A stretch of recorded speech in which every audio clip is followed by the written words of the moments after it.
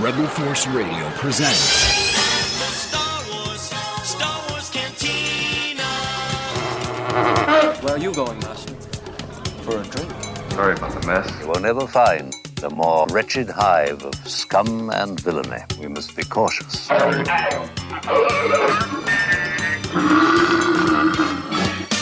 With Robert Englund from the Freddy Kreuger movies and V, of course. V Right. of course. But you're probably asking, why Robert Englund on a Star Wars podcast? But, Robert, if we're not mistaken, you auditioned for the role of Luke Skywalker, correct? No, you are mistaken. That's, is that a lightsaber in your pocket, or are you just glad to see me? No, listen to me. This interview's over now. I'm going to tell you guys the truth. Please. This is why you have to stay away from internet information. Now, listen carefully. Here's the truth.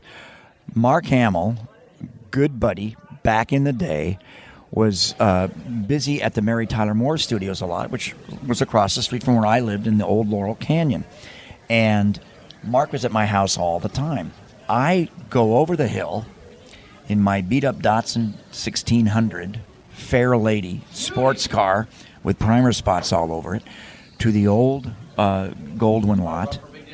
I walk in, and I'm up for the surfer in Apocalypse Now. Now, I'm young and buff and strong. I'm a surfer.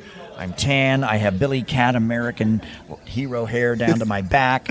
I'm wearing a pair of skin-tight green Levi's and work boots and a thrift shop Army surplus shirt with the sleeves rolled up and my surfing muscles bulging. And I go in for the surfer, and I'm too old. I want to read for the cook, the Freddie Forrest role, Yes. right? They won't read me for the cook because they say I'm too young. So I'm dejected. I'm not going to be in Apocalypse Now. And the lady looks at me, and she walks around me, and she says, but you might be right for something across the hall. I go across the hall. Now I'm there with Zoe Trope. Francis Ford Coppola's best friend is George Lucas at this time. They send me across the hall, and they saw me for Han Solo. Okay. All right. And I saw some sides and blah, blah, blah. And I went home and told Mark. He gets on the horn to his agent, and I think Mark got in and nailed down Luke Skywalker forever. Now, back in that same apartment, Mark Hamill coming back from, 2 years shooting, again in a green screen, and hanging out with Carrie and Alec Guinness, and we came back, and I've heard all the stories about Tunisia. I heard all the stories about working with Alec Guinness. I heard all the stories about his crush on Carrie Fisher, and Mark shared all the great gossip of the making of Star Wars. A weeks on end fighting with a drunken English grip, with a fishing pole and a Day-Glo tennis ball on the end of it. Months in the mock-up cockpit of the starfighter, looking left, looking right so he doesn't cross the axis for all of this stuff in the death trench.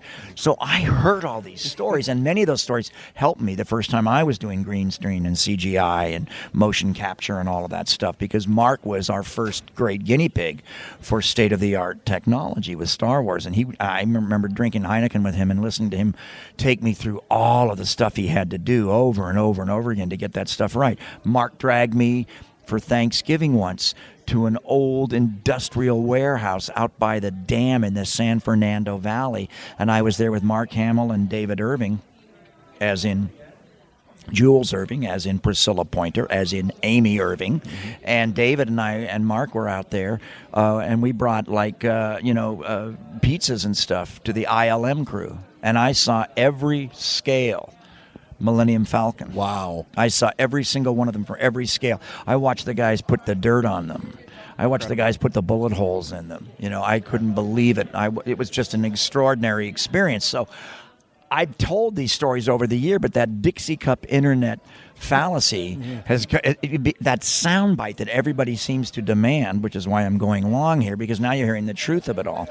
But I mean, yeah, I was there. I was a huge fan of Star Trek, Star Wars. I'm sorry. Excuse me, sir. That was a joke. I'm a huge fan of Star Wars. That's okay. I love guys. the Friday the 13th movies Guys, too. I know you love them. No, I'm a huge fan of Star Wars, and I have an Imperial Walker in my office, vintage, completely assembled, and I love love the franchise. But I heard all those stories from Mark, and I told this story to gentlemen like you years ago, and it came out that were you up for Luke Skywalker? No, I knew Luke Skywalker. I hung out with Luke Skywalker. He used my house as a pied-à-terre for his lovers in Hollywood because his apartment was so funky, But I was never, ever up for Luke Skywalker. I was never a juvenile in my life. I've always been a character actor. But you did read for Han Solo. I didn't read for Han Solo.